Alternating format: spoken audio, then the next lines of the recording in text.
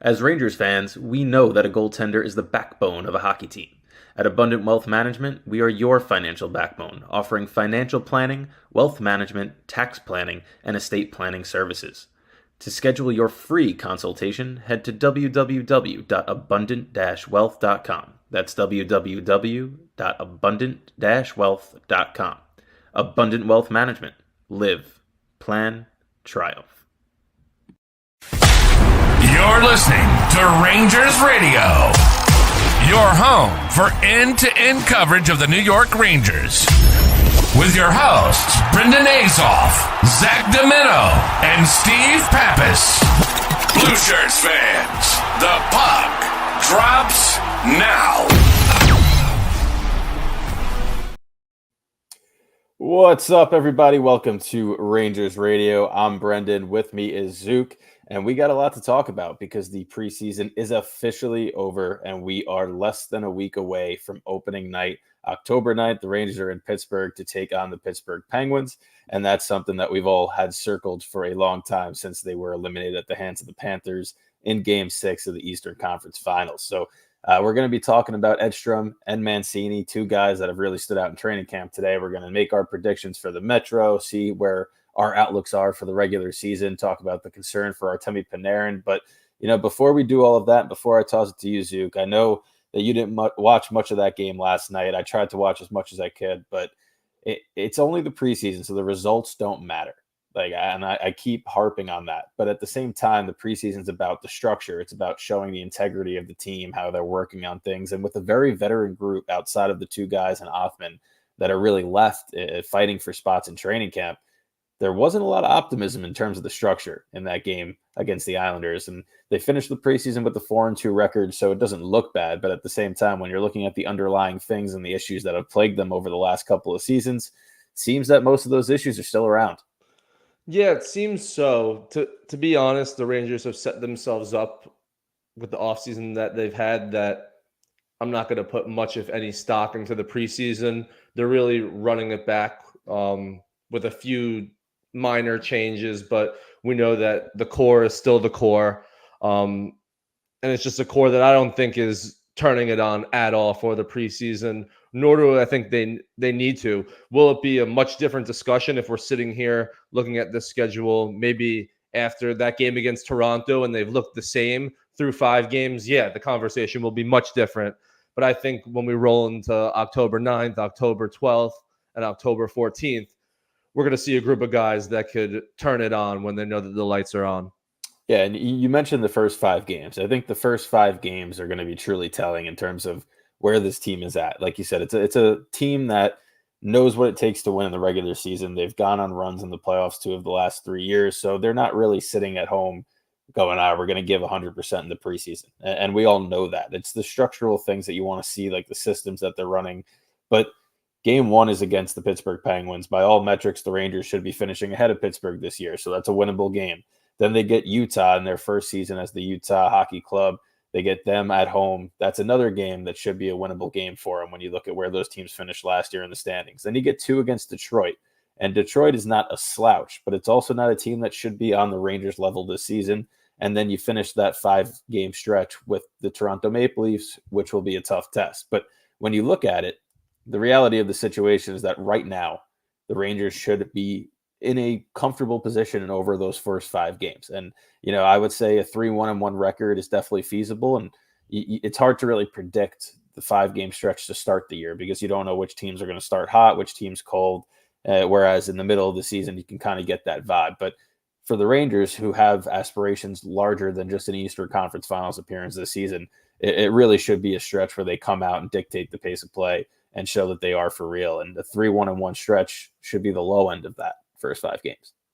They've set themselves in quite an interesting spot, though, where the regular season almost has no positives for them. Like there's only negatives. Us as a fan base will only freak out if things don't go as well as they did last year or the year before, or anything that revolves around us not easily making the playoffs. But if they're good, we're all going to be like, so what? We've seen this way before. It doesn't really matter. We got to see it in the playoffs. And again, there's individual guys, and we'll talk about them a little bit today and more throughout the season, that their individual stories and successes can maybe change the outlook or what we think about this team going into the playoffs. But from a global standpoint, if the Rangers win the President's Trophy, we're going to say, so what, right? If they're on pace to win the President's Trophy, we're going to say, so what?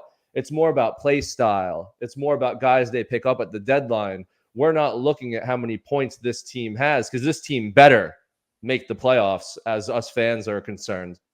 There's no... If they don't make the playoffs, it's a completely failed season. If they don't win the cup, it's still a failed season at this point. 100% that's the level that they're at right now. Yep. It's cup or bust. And the first year where they made the run, lost to Tampa, that was a year where getting to the conference finals was a win right after the rebuild, after what they've been through. Then they had a disappointing first round exit. Last year, losing to the eventual Stanley Cup champion Florida Panthers. It wasn't a win, but it was, okay. They got back to that level. Now it's second year of Laviolette, this group is improving. The core is getting older, cup or bust. And obviously the regular season is important to get to the big dance, but that's all they need to do. I don't care about the President's Trophy finishing first. It doesn't matter where they finish in my mind. They have to get in, and then that's when the real party starts. But for those that are living under a rock right now, the regular season has started. And I know, but the NHL does a terrible job at marketing. About it. The first 2 games of the season, yesterday and now today, it's 0-0 between the Devils and Sabres in Prague.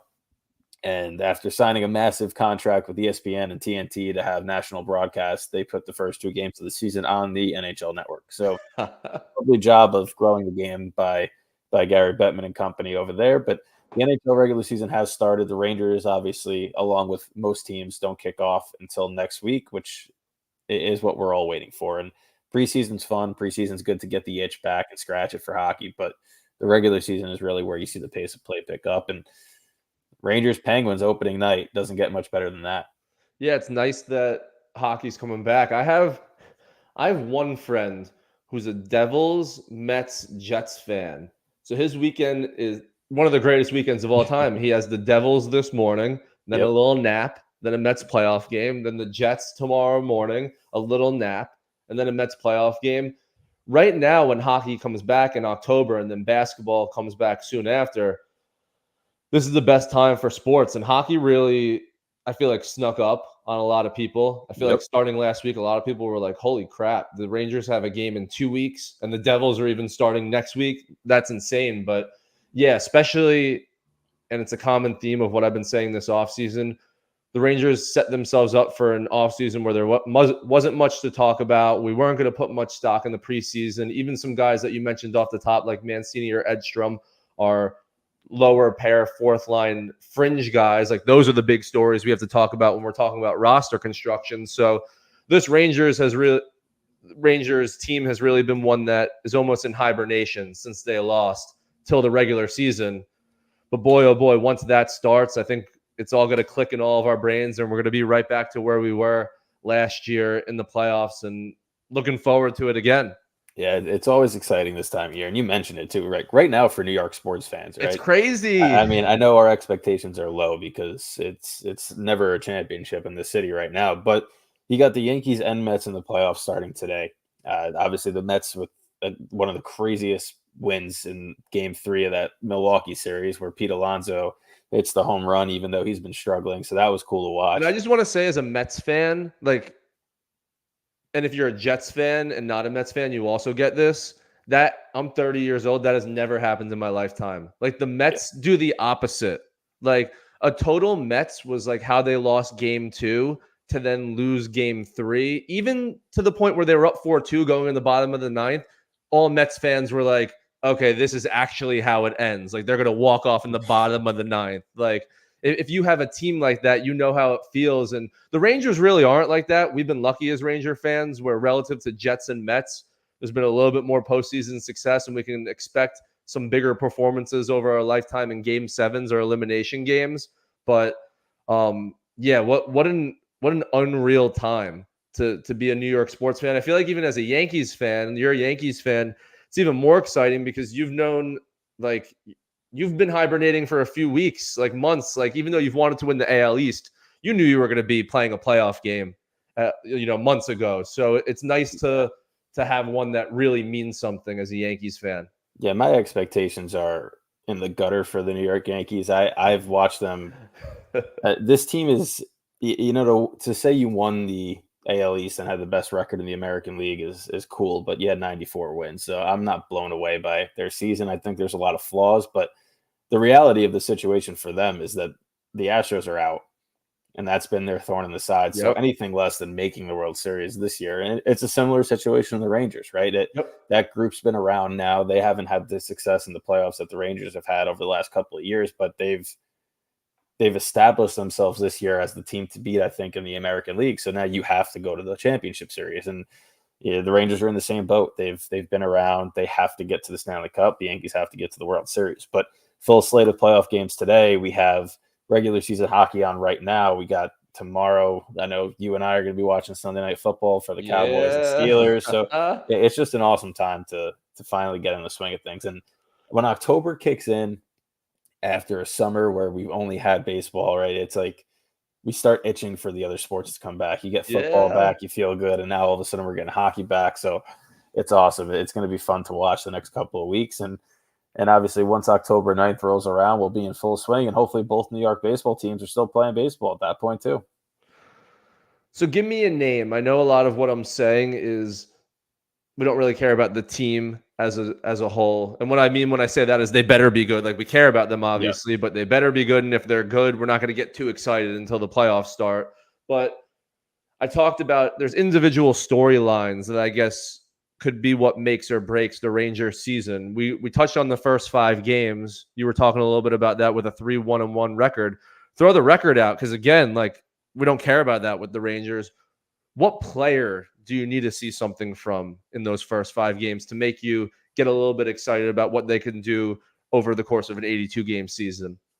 Well, there's 2. The first one is Jacob Trouba, and I'm not going to look at Jacob Trouba and expect points that are out of the gate, but I just want to see something. We all watched him play in Winnipeg, and I think that the consensus when they got him was, he's not going to blow you away, but he was what they needed in terms of the physicality and the defensive side of the puck. I go back to his first game against his former team, and he goes bar down on the clapper from the blue line. Everybody's sitting here. We're like, oh, this is going to be awesome. And it just hasn't worked. There's no way to look at it and say it has. But he comes out and says this is the last chance for the core. And I think by that statement, he's showing that he knows this is his last year as a Ranger. I look at Jacob Trouba and I go, if you can show over the first 5 games, at least solidify yourself as the defensive type of guy, stay within the lines in terms of being physical, but don't take stupid penalties, and just show that you're ready to play hockey this year. That's a massive thing for the back end, considering they're out lingering for a couple of weeks, and they're shuffling lines because they really don't know who's going to be good and who's going to be solid on the back end. And the other guy I look for is Kakko, because I haven't seen a single thing from him in his 6-year career that shows me that he's going to be that guy that they drafted 2nd overall at that caliber. But we didn't think Lafreniere was going to have the year he wound up having last year, and he did. And I think that Lafreniere has a much higher skill set offensively than Kakko does. But Kakko's already has the well-rounded game. Mm-hmm. And, last year, a lot of injuries, 19 total points. If they can get 40 points from Kakko, and if you could play alongside Edel, who stays healthy this year, and you have a third line that has 2 40-plus point guys, you're in a very good position. So those 2 guys, I know they're kind of the easy answers, but it really comes down to them. We know what we're going to get from the top line. You know what you're going to get from Panarin when he's healthy. You know what you're going to get from Trocheck now, Lafreniere, Fox, those guys. It's the wild cards that you're paying money to that are now no longer rookies in the case of Kakko, and no longer guys that are on their grace period in terms of Trouba. It's got to be them to step up and take the reins and show that they're here to play hockey and win this year. Kakko is a good one, and I think we've seen it more in sports where it just takes some time for guys to figure it out, and we live in a world where guys don't even get time. So you almost wonder, like, how many guys have fizzled out after like year 4 or 5, when in reality they're still like 23 or 24, and by the time they're 26 can be a very serviceable player. So he may be lucky enough to be one guy where he's a victim of his circumstances in a positive, where because he was a 2nd overall pick, he's going to get a longer leash. And, there's a reason he was drafted number 2. So it may not have clicked season 1, 2, 3, 4, etc. But he's still super young, and we've seen it more and more, hockey specifically, but even sports in general. Just guys who turn really good, as they get older, as they get to, 26, 27, 28. And is that a guy you want to draft second overall where you got to wait 7 or 8 years? Probably not. But if you're in that year and that 6th or 7th year is the next year, you can start hoping at that point. So he's a guy who, hopefully with the well-rounded game can start putting some points up. And as I said last episode, I'm excited for Zach Jones. I think you know what you're getting from Fox. You know what you're getting from Miller.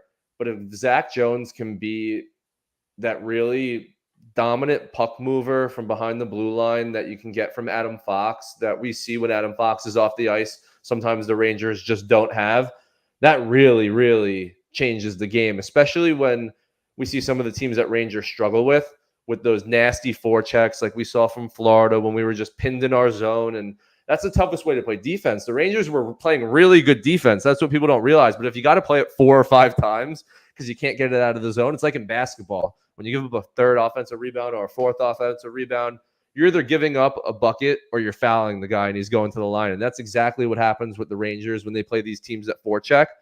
So to have a guy like Zach Jones, who you don't need Adam Fox on the ice at all times to move the puck, he's a guy who I'm looking for early, because we saw it last year when he got that 18-game stint, that he was very, very, very good for the Rangers. Can he pick up exactly where he left off?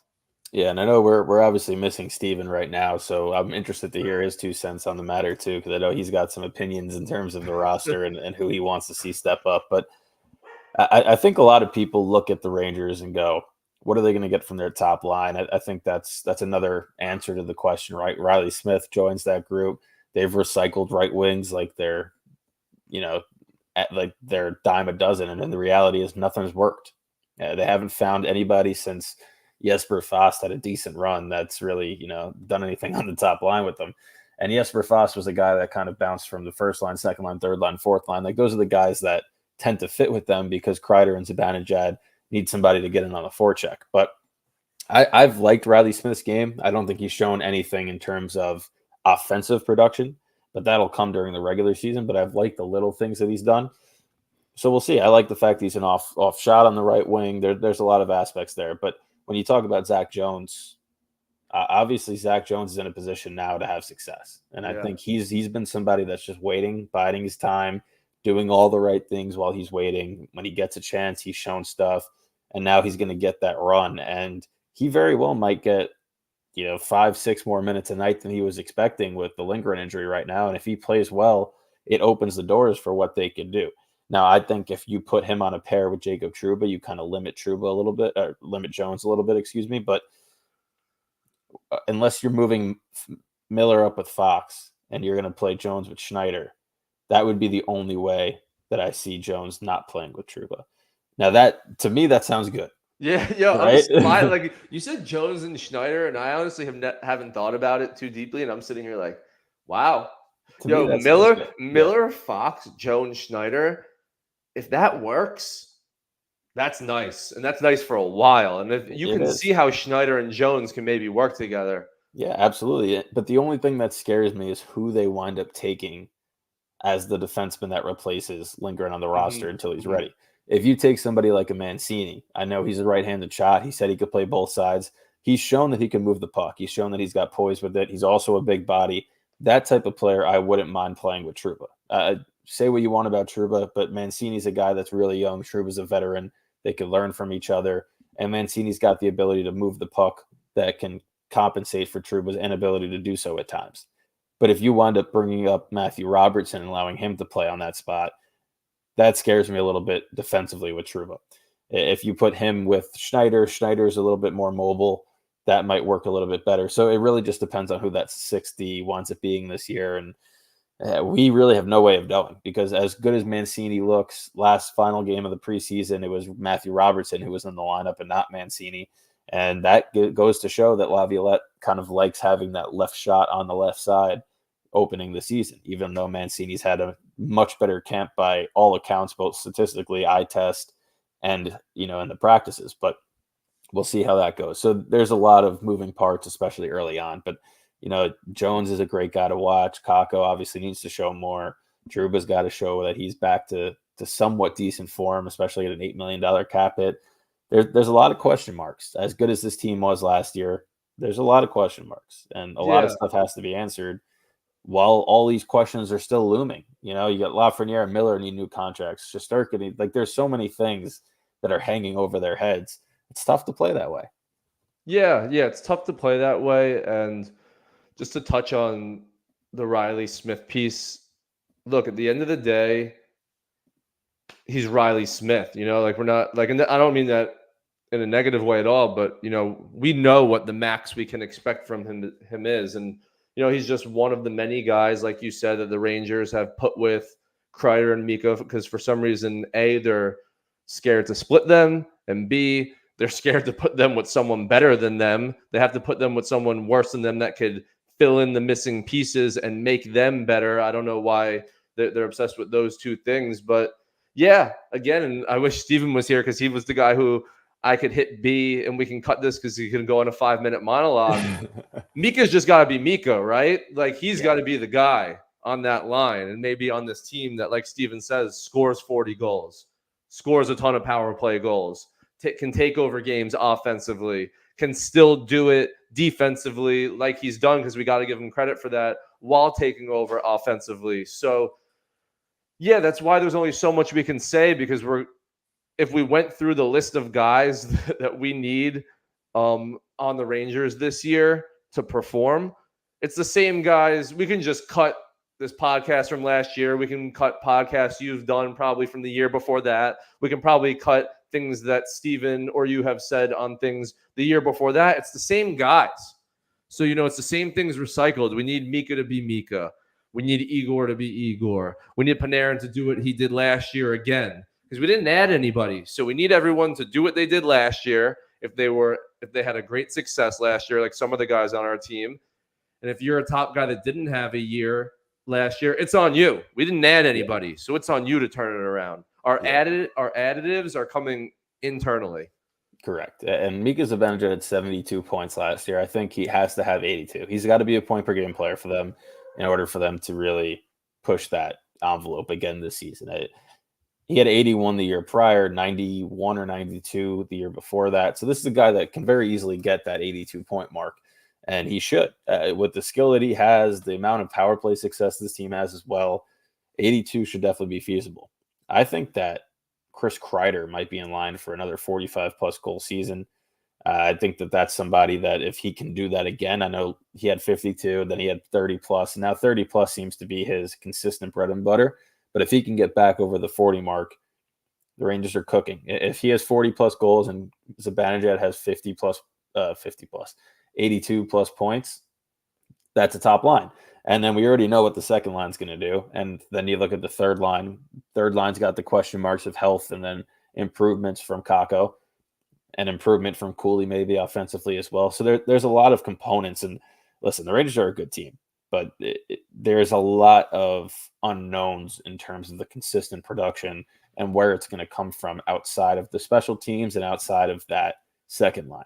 So if they can get the consistency throughout the lineup, and honestly, like you said, we could honestly not do this show today, and we could just play an episode for the last 2 years, and it's the same topics because that's really what it comes down to.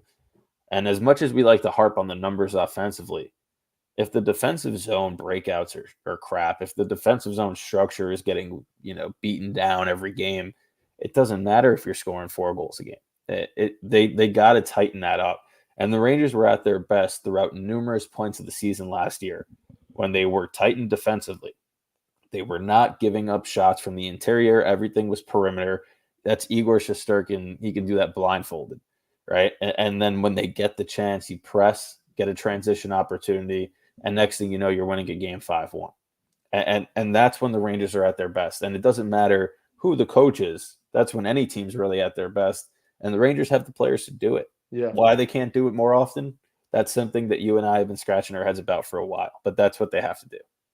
And we've talked a lot about Igor, the contract, but even just to talk about Igor, the player, I think Rangers goalie play is going to be very interesting this year, because one thing that a lot of people don't talk about,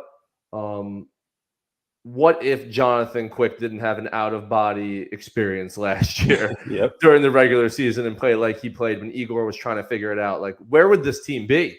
Where would this team Not in have that same this team spot. been last Yep. year, right? Like, he was otherworldly last year. So, and we don't talk about it too much because we remember what he did in the playoffs, and obviously he always stands on his head in his playoffs, and Igor Shesterkin's amazing. But if Jonathan Quick goes back to what he was 2 years ago, 3 years ago, and not otherworldly like he was last year, and Igor struggles during the regular season off the bat, like we have seen a little bit in the past, maybe some of these warts that we've been talking about come to their head a little more for this team with the lack of 5-on-5 and defensive breakouts. You definitely think that that's an option, because the way that Quick played, and it wasn't just like a 5-game stretch. He was their number one goalie for almost a month. And the scorpion save he made against Florida, like there were so many big moments that he had that really saved their quest for that 1 seed in the Eastern Conference.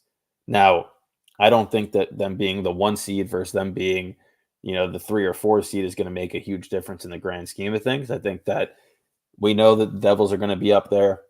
We know Carolina is going to be stingy and around it. The Islanders seem to be the team again. So there's not really going to be much of a changing of guard in terms of who they're going to play in the playoffs. And they've played all these teams before. So I really don't care where they finish.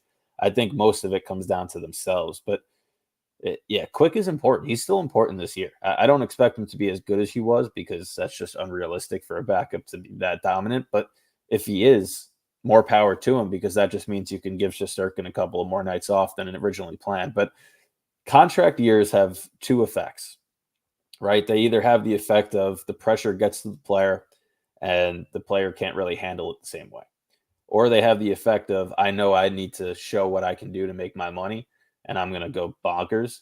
And with the way Shesterkin plays in the postseason, I highly anticipate that it's going to be the latter for him, in which case Quick might see a couple less games, because I just have a feeling this dude is going to be dialed in all year. And that might, whatever your perspective is on the contract situation, that might be a good thing or a bad thing. But if he can help the Rangers win games this year while he's still on the team, I'm taking a dominant Igor Shesterkin every single chance I get.